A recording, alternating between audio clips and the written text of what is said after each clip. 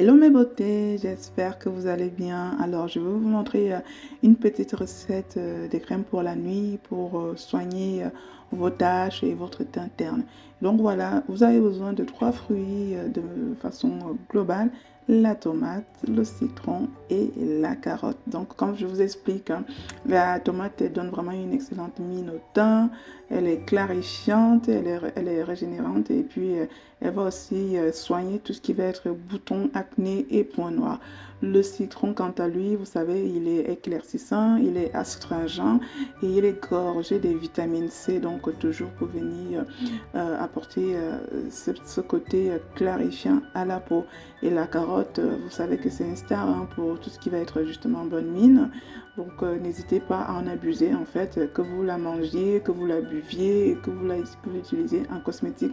Ça va vraiment vous donner un coup de boost, une bonne mine à la peau. Donc voilà, je vais râper mes trois produits. Et pour ce qui est du citron, je ne vais prendre que du zeste. Donc voilà, je râpe uniquement à la surface de la peau pour ne récupérer que le zeste. Donc je précise que pour tout ce qui est cosmétique maison, soyez vraiment à cheval sur les règles d'hygiène. C'est très important, les règles d'hygiène quand on fabrique ses propres cosmétiques. Tout simplement, quand vous êtes assez à cheval sur ces règles d'hygiène, vous pouvez conserver plus longtemps vos produits. Il est quand même intéressant d'utiliser des produits plutôt sains. Donc voilà pourquoi il faut prendre toutes les précautions possibles pour garder plus longtemps nos produits et de façon qualitative. Donc voici mes trois produits râpés. Maintenant, je vais tout simplement passer au filtrage.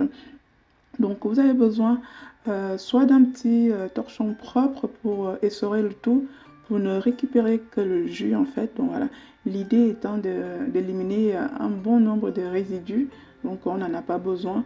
Mais pour info, moi j'avais récupéré cette base-là, je crois que j'ai dû faire un masque parce qu'il était toujours gorgé de propriétés des vitamines. Donc voilà, mais pour notre crème, il vaut mieux vraiment bien filtrer et ne conserver que le jus. On enlève vraiment tout ce qui est pulpe parce que ça, avec le temps, ça dégrade les produits et même sur la peau, si on ne fait pas attention, ça va laisser des résidus sur la peau et c'est pas joli. Donc voilà.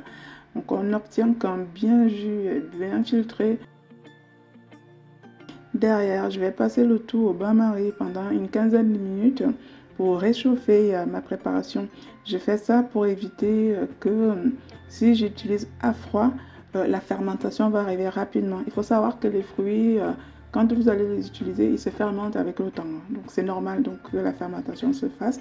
Et du coup, voilà, c'est plus très agréable pour l'utilisation. Ça dégrade un peu le produit. Donc c'est pour ça qu'on réchauffe souvent, on passe au bain-marie pour éliminer ce côté qui va favoriser rapidement la fermentation. Derrière, je viens racheter mon fameux gel d'aloe vera que je ne vais plus présenter parce que je ne fais plus rien sans. Et l'huile de pépins de tomate, c'est un vrai petit bijou pour tout ce qui va être côté clarifiant. Vous ne la connaissez peut-être pas, mais n'hésitez absolument pas à la voir. L'huile de rose musquée, vous la connaissez déjà, c'est une petite star pour tout ce qui va être produit anti-âge. Parce que voilà, ces deux huiles, elles sont aussi régénérantes, elles vont vraiment apporter un coup de boost à la peau, lisser un peu la peau, histoire d'estomper tout ce qui va être ride. Donc voilà, une cuillère à café de chaque et du coup voilà. Maintenant, pour venir accentuer le côté éclaircissant de ma préparation, je viens rajouter de la poudre de vitamine C. Vous trouvez de la poudre de vitamine C un peu partout sur internet, sur 1001 pharmacies en ligne. Sinon, vous achetez aussi ça, c'est Aromazone comme celle-ci. Je l'ai trouvée à Aromazone. Je précise que cette poudre, elle est hydrosoluble, donc elle va se diluer uniquement dans l'eau. Elle ne se diluera pas dans l'huile, par exemple. Donc voilà, j'ai mis un peu au pif, c'est une demi-cuillère à café en général. Et derrière, pour venir rendre ma préparation plus onctueuse, aussi profiter des bienfaits de ma fécule de maïs, je viens rajouter une cuillère à café. Tout ce qui va être maïzena, fécule de riz, fécule de maïs, ce sont des actifs clarifiants qui vont estomper les taches.